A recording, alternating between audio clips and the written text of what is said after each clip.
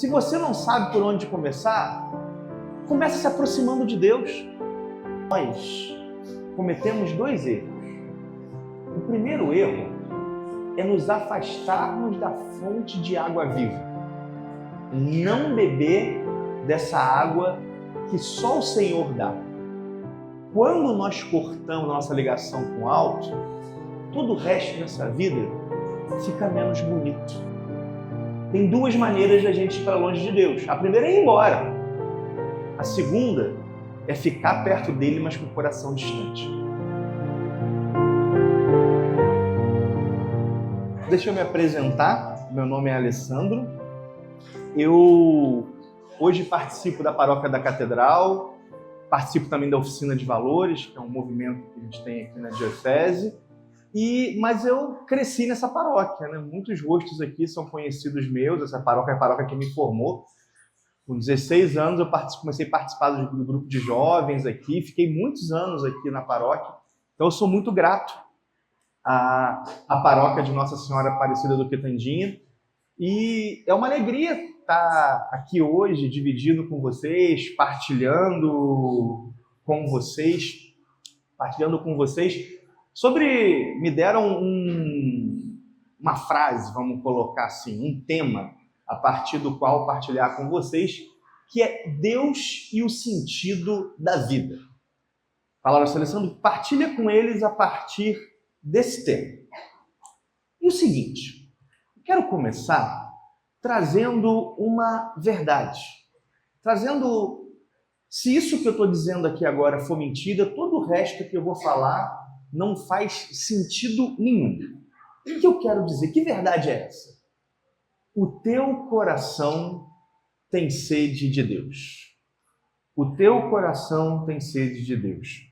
Eu não sei como é que é a tua vida, eu não sei se as coisas vão bem ou se as coisas vão mal. Eu não sei se você tem amigos ou se não tem, se você se dá bem com a tua família ou se você não se dá bem com a tua família, se está tudo bem financeiramente ou está tudo mais ou menos, ou está tudo mais para menos que para mais. Eu não sei, mas eu sei que o teu coração tem uma sede que nada nesse mundo pode saciar. E eu sei disso porque o meu coração tem a mesma sede. O meu e o teu coração tem uma sede que, por mais que a gente tente saciar com outras coisas, a gente não consegue. E por que saber isso é fundamental? Porque isso ajuda a gente a entender a nossa inquietude, sabe? Isso ajuda a gente a entender aquela sensação de que falta alguma coisa que a gente não sabe o que é. Já sentiu isso? Às vezes a pessoa fala assim, né? Eu tô com vontade de comer algo gostoso, mas eu não sei o que é, né? Você tá com vontade... Mas não é... Essa sensação que eu tô falando é mais profunda que essa. É a sensação de que às vezes acontece de tudo na vida tá mais ou menos certo. Mas tem alguma coisa faltando e eu não sei dizer exatamente o que é essa coisa, sabe? E ao descobrirmos o que é isso do que nós sentimos falta, né? Tem uma música famosa brasileira que diz: essa saudade que eu tenho de tudo que eu ainda não vi. Essa saudade que eu tenho de tudo que eu ainda não vi. Quando a gente descobre o que é isso que eu ainda não vi, mas que eu sinto saudade, a gente consegue começar a buscar isso. E a nossa vida melhora. Eu vou querer dividir com vocês hoje 2 passagens para a gente meditar sobre esse tema. A primeira está lá no Evangelho de João, capítulo 4, versículo 14. Quem tiver com a Bíblia à mão, pode abrir. O Evangelho de João, capítulo 4, versículo 14.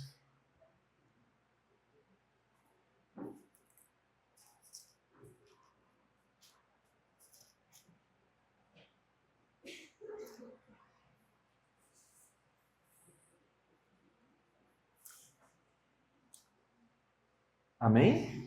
Amém? Vamos lá então. É Jesus dizendo: mas o que beber da água que eu lhe der, jamais terá sede. mas a água que eu lhe der virá a ser nele fonte de água que jorrará até a vida eterna. Eu vou repetir. Mas o que beber da água que eu lhe der, jamais terá sede, mas a água que eu lhe der virá a ser fonte de água que jorrará até a vida eterna. Esse é um trechinho da conversa de Jesus com a samaritana à beira do poço de Jacó. Jesus pede água samaritana, e aí tem toda uma conversa sobre a sede, e de repente Jesus diz para ela, né? Quem bebe da água que eu dou, não tem mais sede. Jesus está apontando que todas as outras águas desse mundo podem até aliviar a nossa sede por alguns instantes, mas a sede volta. Não existe água que mate nesse mundo a nossa sede definitivamente. Assim. Tudo que nós experimentamos tem um gostinho de insatisfação. Para todo carnaval tem uma quarta-feira de cinzas, entende? Já fizeram, às vezes os jovens, as moças jovens têm aquela experiência, né? Saem para uma festa e aí voltam da festa e aí chega em casa no momento de tirar a maquiagem, bate um vazio no peito, sabe? A festa acabou. E aquela festa, por mais legal que tenha sido, ela não saciou a sede do nosso coração. E isso acontece com todas as coisas da vida. Isso acontece com o trabalho, às vezes. A gente se dedica pra caramba ao nosso trabalho, busca fazer o nosso trabalho bem feito, para sustentar bem a nossa família, mas falta alguma coisa. Isso acontece com a família. A gente caminha com a nossa família, busca honrar nosso pai, honrar nossa mãe, criar bem nossos filhos, mas parece que falta alguma coisa. Isso acontece com os nossos gostos, né? Parece que tudo decepciona um pouquinho, né? A pessoa vê aquela novela o tempo inteiro e chega no último capítulo e fala, mas esse final não foi tão bom assim. Tudo parece que decepciona um pouquinho, sabe? Parece que a felicidade, ela teima em não chegar. As coisas propõem felicidade para a gente, mas a felicidade, ela teima em não chegar. As águas que nós bebemos parecem nos deixar com sede. E aí, minha gente, eu quero dizer que nessas situações, às vezes a gente cai em algumas alternativas meio tristes, né? Uma dessas alternativas é o serei feliz quando? Eu vou ser feliz quando eu conseguir aquele emprego. E eu consigo aquele emprego. Ele é bom, ele ajuda a melhorar a minha vida. Mas com o tempo, eu não me sinto tão satisfeito ainda. Eu só serei feliz quando eu ficar definitivamente curado daquela doença.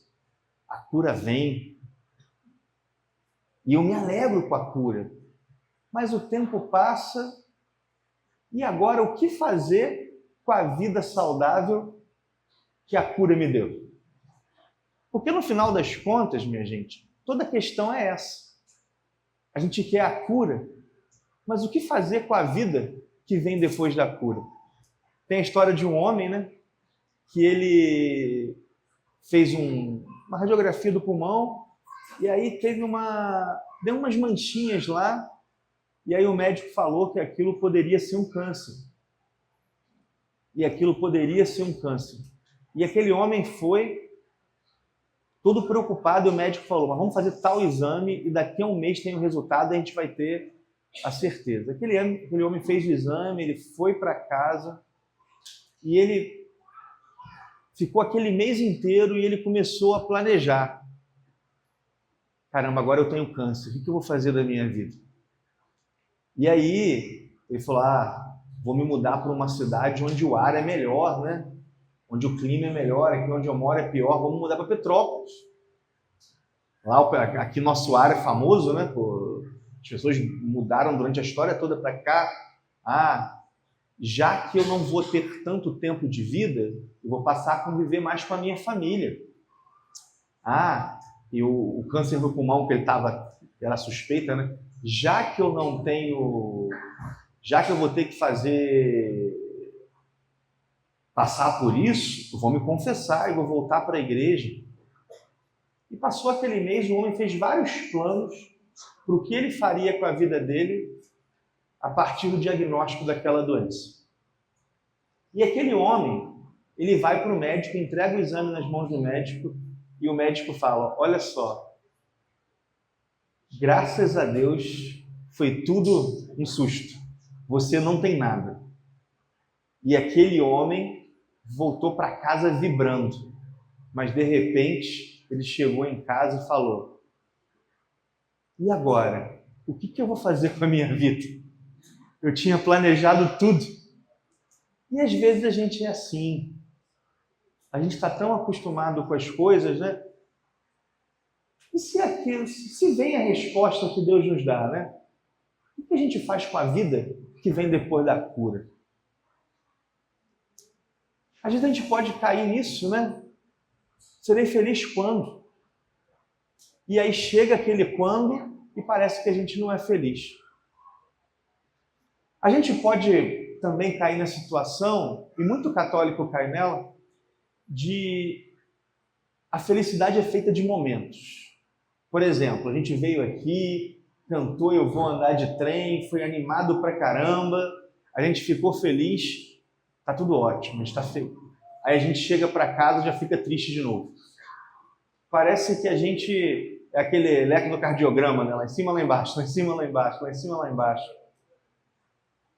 E parece que uma vida assim é uma vida complicada.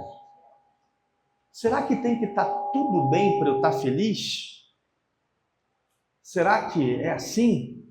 Será que a felicidade é feita de momentos? Ou a gente pode cair na ideia de que a felicidade não existe. Já que tudo nessa vida decepciona, não há como ser feliz. Minha gente, tudo isso vem do fato de que só a água que o Senhor nos dá mata a nossa sede. Nenhuma outra água mata a nossa sede. Se eu tiver tudo e não beber da água que o Senhor me dá, tenho sucesso profissional, tenho o relacionamento que eu buscava, a felicidade, ela não vai chegar. Se eu recebo a cura de Deus, mas eu não recebo o Deus da cura, se eu recebo a cura de Deus, mas eu não recebo o Deus da cura, a vida que vem depois, ela não é tão interessante. Repara, quando nós bebemos da água que Deus nos dá, tudo muda. A gente passa a ter um sentido de vida plena. Eu não estou dizendo, que Deus me livre de dizer algo assim, que por sermos de Deus, nós não vamos passar por momentos difíceis ou por situações tristes. Vamos sim, mas quando nós bebemos da água que o Senhor nos dá, a gente passa a olhar para a nossa vida de um jeito que tudo faz sentido. Tudo faz sentido. Por isso, nesse começo de retiro de carnaval, a partir das animações que o ministério fez, da oração que o Frei conduziu, dessa pregação, que nós possamos ouvir o clamor do Senhor que diz, essa é a palavra do Senhor para esse começo de retiro: quem tem sede, vem a mim e beba. Quem tem sede, vem a mim e beba. Eu não sei como está a tua relação com Deus.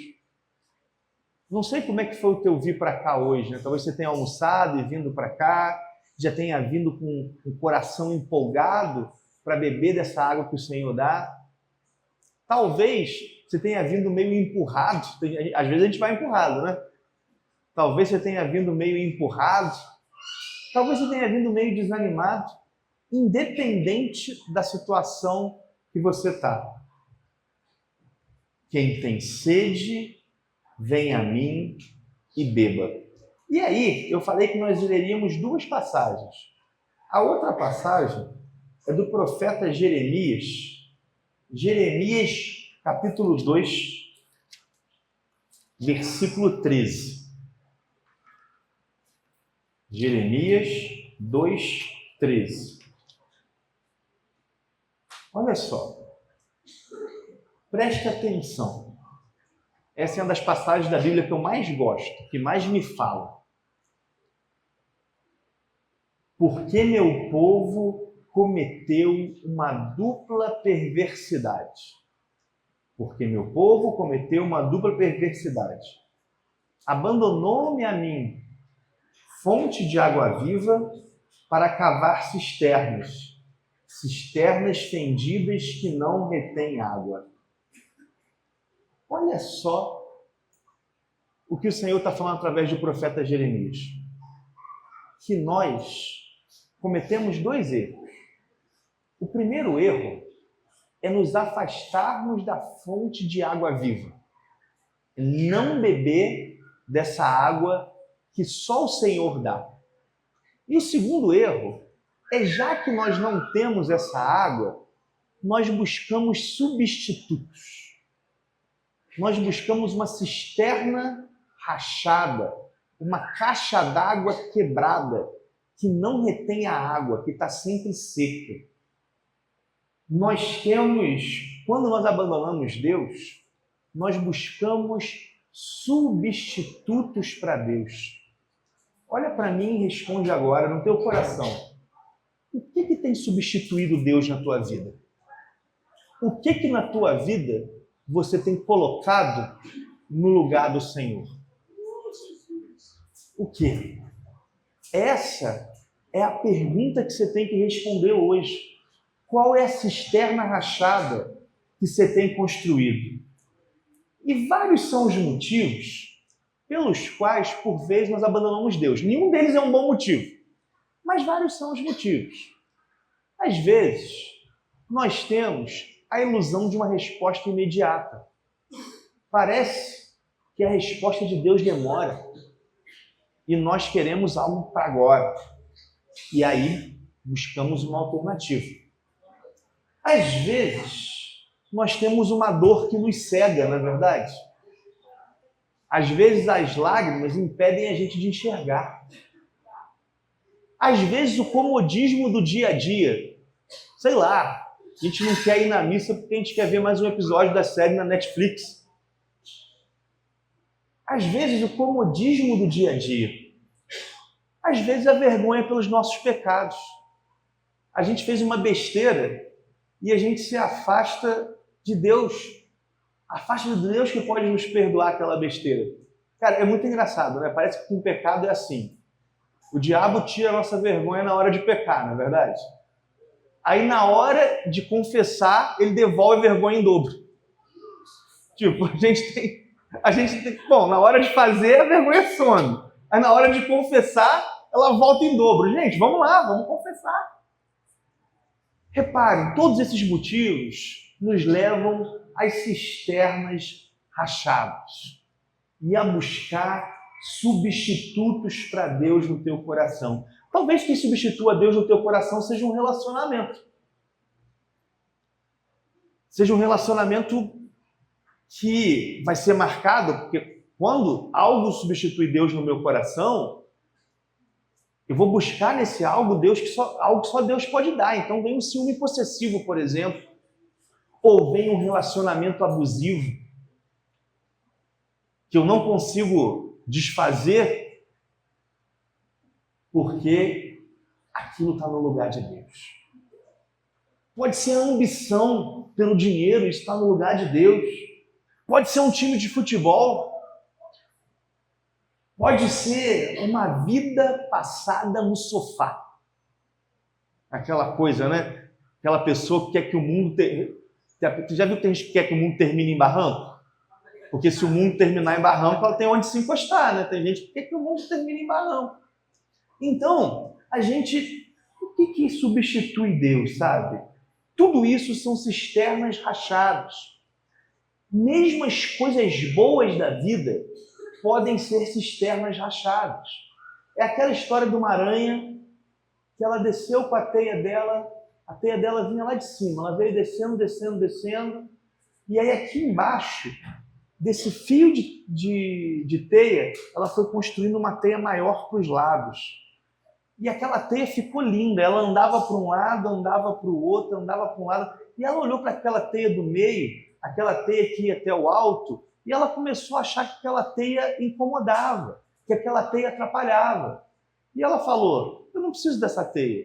E ela cortou o fio que ligava ela ao alto.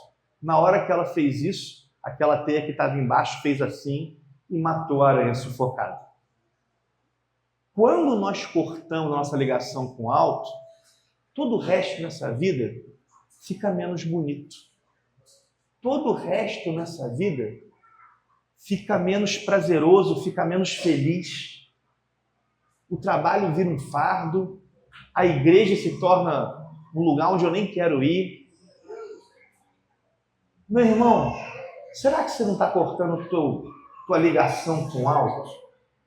Nesse momento, então, eu convido você a olhar para o teu coração e ouvir a tua sede, porque é a sede que vai nos levar ao Senhor. Talvez você possa me dizer, e eu estou vendo alguns rostos aqui que eu conheço, e que eu conheço a caminhada, sei que a caminhada é bonita. Talvez você possa dizer, Alessandro, isso que você está dizendo, para mim não faz muito sentido, porque faz muito tempo que eu caminho na igreja.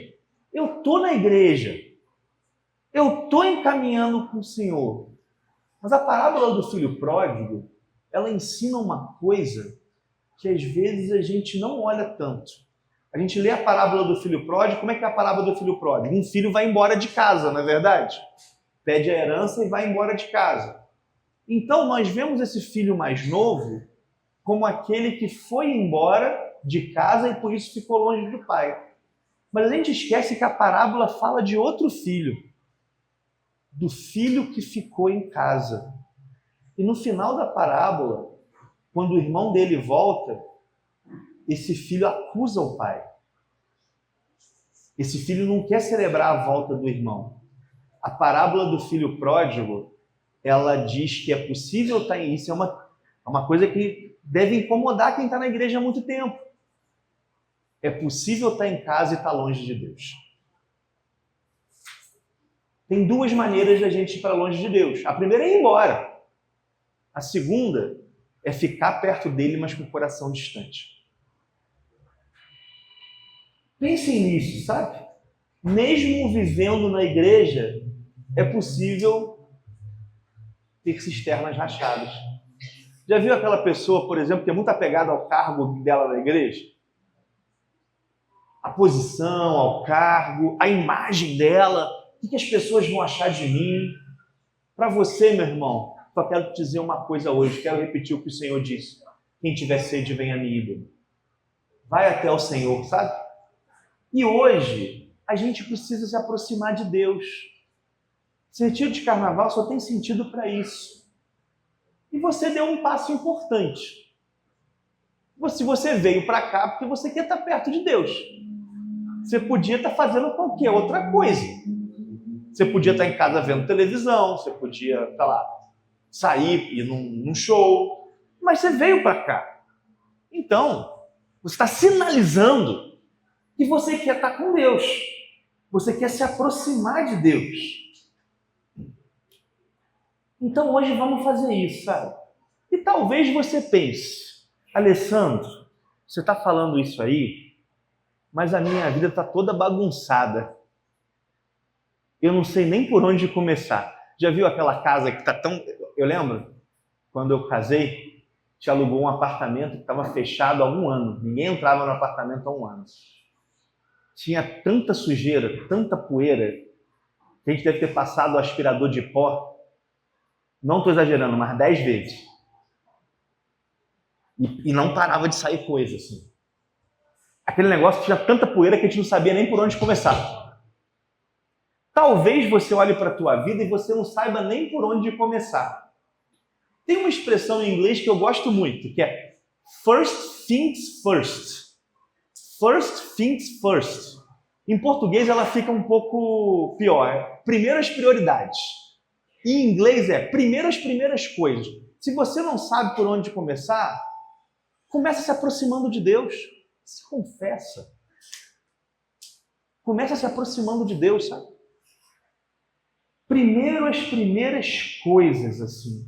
Aquela frase lá do Arquimedes, né? Dê-me um ponto de apoio e eu moverei o mundo. A gente precisa de uma rocha firme, sabe? A gente não vai mudar a vida da gente, a gente não vai acertar a nossa vida atacando um montão de coisas ao mesmo tempo. Primeiro a gente se volta para Deus. Lembra de Zaqueu no Evangelho? Qual foi a primeira coisa que ele fez? Chamou Jesus para a casa dele. Aí depois ele vendeu os bens, ele deu aos pobres. Mas a primeira coisa é chamar Jesus para a nossa casa.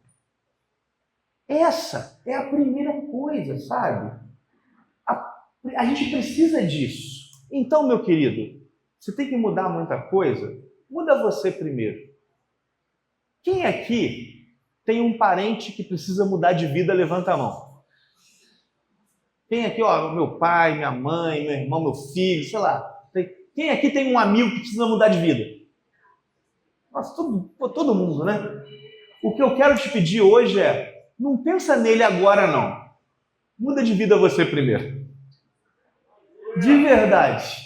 Muda de vida você primeiro. Sabe por quê?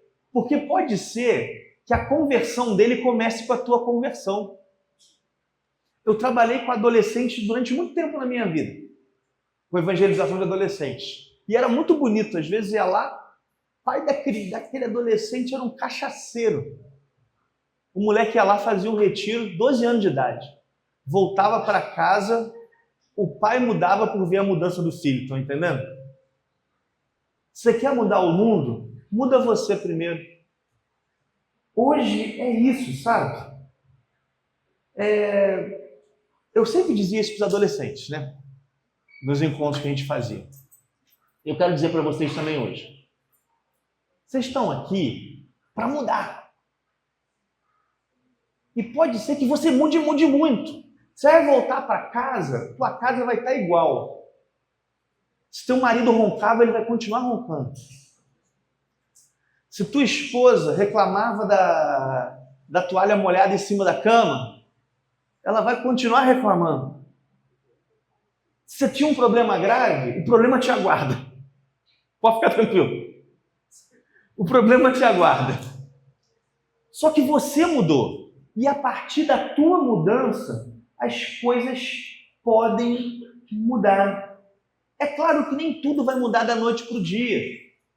Mas quando você volta para Deus, e isso muda a tua vida e a tua história, não tem jeito. O teu contexto muda contigo. Volta para Deus então e a partir daí, luta junto com Deus. E aí, minha gente, eu quero dizer para vocês, felizmente nós somos católicos. E tem algumas outras denominações, e eu respeito muito nossos irmãos protestantes, mas tem algumas denominações que têm tido um discurso muito irresponsável, sabe? Que é a ideia de que venha para cá e seus problemas acabaram. Não é isso que Jesus vende. Jesus não vende nada, né? Mas não é isso que Jesus propõe. Jesus disse o contrário. No mundo tereis aflições. Coragem, eu venci o mundo. Isso está dizendo para a gente que nem sempre as coisas vão dar certo, sabe? Às vezes as coisas vão dar errado, mas ele vai estar junto contigo do mesmo jeito. É tipo quando a gente casa, sabe? A gente casa, você se arruma, a noiva está cheirosa, você está cheiroso, vai ter festa, vai fazer coisa. Só que você casa sabendo que em algum momento vai dar problema. Estão entendendo? Vocês vão enfrentar uma doença, vão enfrentar talvez um desemprego, um filho que vai dar problema. Só que um vai estar ali para o que der e vier com o outro. É assim nossa relação com Deus. Ele não nos abandona. Ele vai estar ali com a gente nisso. Porque a felicidade, minha gente, ela não consiste em tudo dar certo o tempo inteiro. Ela consiste em duas coisas. Em saber que, ao final, tudo dá certo. É isso que Jesus propõe. Coragem, eu venci o mundo. E a saber que eu posso olhar para a minha vida e ela ter vários problemas, mas ela tem sentido. Ela tem sentido.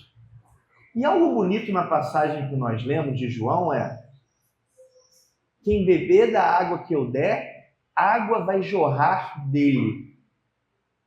Quando eu bebo da água viva que Jesus me dá, eu me torno fonte de água viva também.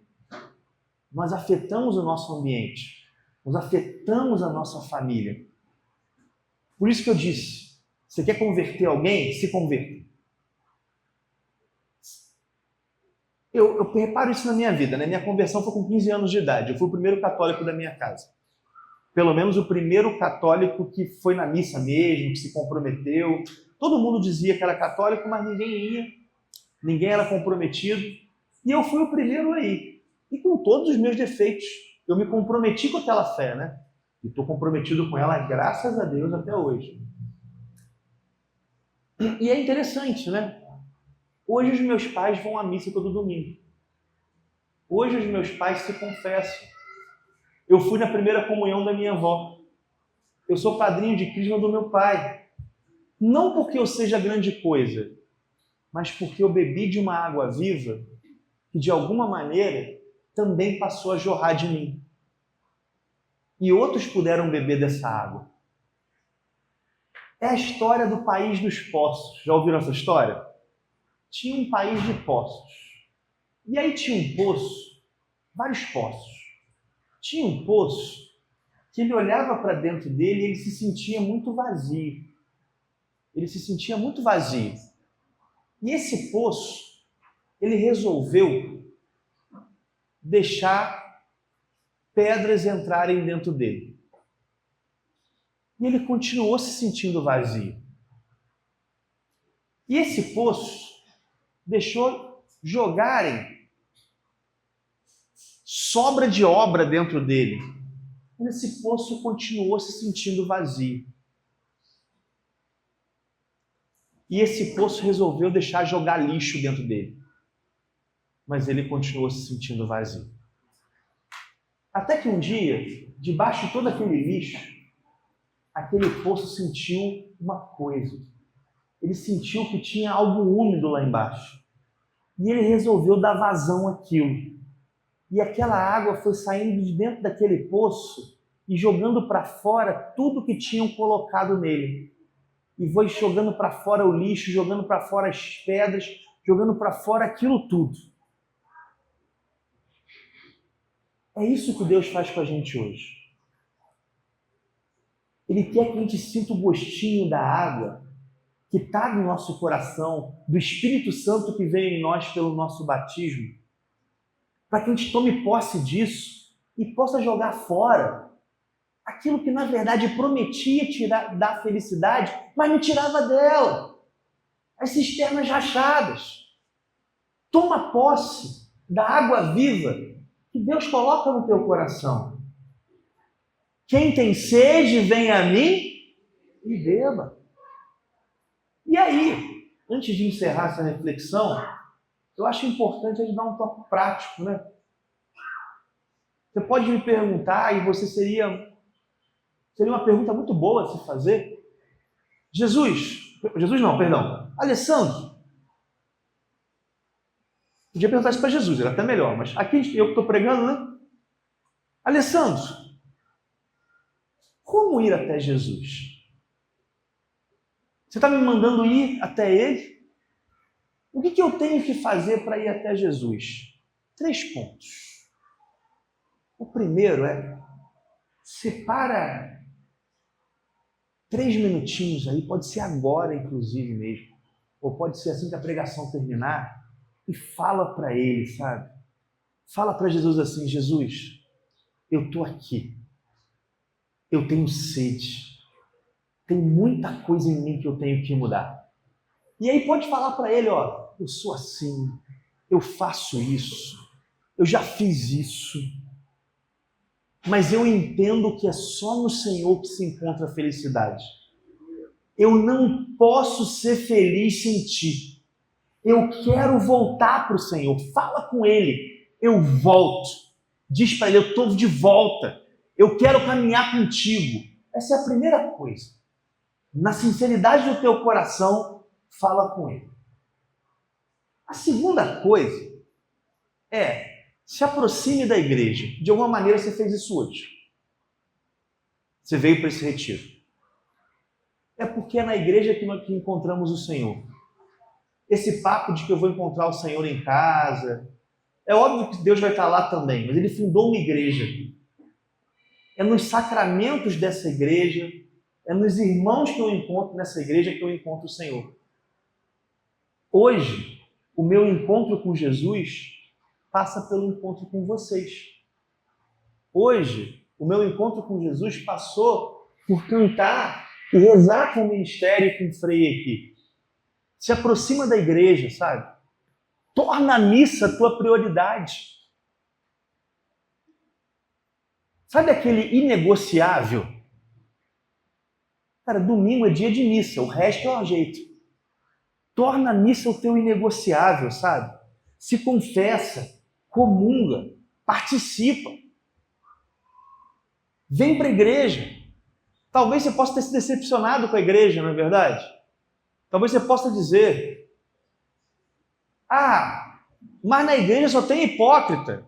Aí eu posso te responder, tem sempre espaço para mais um, seja bem-vindo. No final das contas, minha gente, é óbvio que na igreja você vai encontrar fraqueza. É óbvio que na igreja você vai encontrar gente que erra, porque você vai começar me encontrando. E eu erro pra caramba. Você vai começar me encontrando, e eu tenho meus erros, eu já começo. Mas aqui, nessa comunidade de pessoas imperfeitas, você encontra o Senhor. Aqui é o lugar onde o Senhor escolheu se fazer presente nesse mundo. É aqui, minha gente. Onde 2 ou mais estiverem reunidos em meu nome, eu estarei presente. É isso. E o terceiro ponto? O terceiro ponto é: rompa com aquilo que te afasta de Deus. Fala com Ele que você está de volta. Se aproxima da igreja e rompa com aquilo que te afasta de Deus. E a gente sabe o que é, não sabe? Pode ser certos ambientes, podem ser certos costumes. O que hoje na minha vida é barreira entre eu e Deus? E não tenha medo, meus queridos, não tenham medo. Não tenham medo de abandonar algo por Deus. Papa Bento XVI, ele falou algo que eu já repeti muitas vezes na minha vida e eu quero repetir para vocês. Ele dizia, Cristo não tira nada, Ele dá tudo. Se Ele pede para a gente abandonar alguma coisa, minha gente, é porque isso não é o melhor para a gente. Rompe, hoje, agora, rompe com aquilo que te separa de Deus. Pensa aí, o que hoje me separa de Deus? Será que são certas atitudes que eu tenho? Será que são certos comportamentos que eu tenho? Certos vícios? Certos espaços? Hoje, rompe com isso. Agora, para encerrar essa pregação, vamos ficar de pé? E eu quero, com vocês, rezar. Frei conduziu essa oração tão bonita para a gente hoje. E a oração, e é assim, minha gente, a dinâmica da pregação é essa. A oração leva a pregação e aí o círculo se fecha. A pregação devolve a oração. A gente pede a Deus que fale conosco. Deus fala e nós falamos com Deus a partir daquilo que Ele falou conosco. E hoje o que Ele disse para mim, o que Ele diz para você é: quem tiver sede, venha a mim e beba.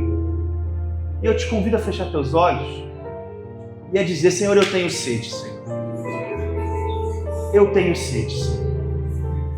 E vai reconhecendo a tua sede diante de Deus. Senhor, aqui eu quero te expor a sede do meu coração. E eu quero te dizer, Senhor, que muitas e muitas vezes eu busco matar essa sede com outras águas, Senhor. Eu quero renunciar a essas águas hoje, Senhor. Eu quero renunciar a toda cisterna rachada. Eu quero renunciar, Senhor, a toda água suja que por vezes eu tomo, Senhor, toda a água do pecado, toda a água dos vícios, Senhor. E eu quero beber, Senhor, da tua água viva. Dá-me de beber nessa tarde, Senhor. Dá de beber a cada um irmão que veio para esse retiro de carnaval. Eu te peço, Senhor, faz do nosso interior manar rios de água viva. É isso que eu te peço nessa tarde. E eu te peço, levanta a tua voz, meu irmão, e pede isso ao Senhor. Hoje, se você é dependente de alguma coisa e você tem medo de romper com isso para seguir o Senhor, diz-me, dá força, Senhor. Eu quero romper hoje com todo o mal e eu quero reconstruir a minha vida. E eu quero reconstruir a minha vida, Senhor, tendo no Senhor a minha rocha. É no Senhor que eu quero reconstruir. Reconstrói a minha vida, reconstrói a minha história, Senhor. Reconstrói, Senhor. E por favor, dá-me de beber, Senhor. Dá-me de beber da tua água. Dá-me de beber do teu Espírito. Dá-me de beber hoje, Senhor.